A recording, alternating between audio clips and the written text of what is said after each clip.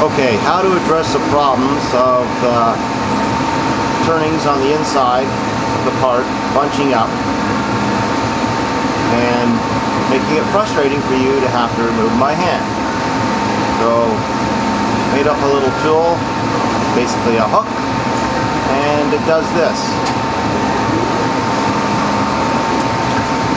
Alright, wait for it, here it comes. Done.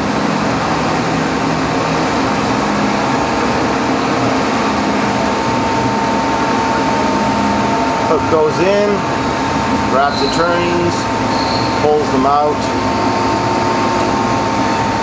and returns to the home position.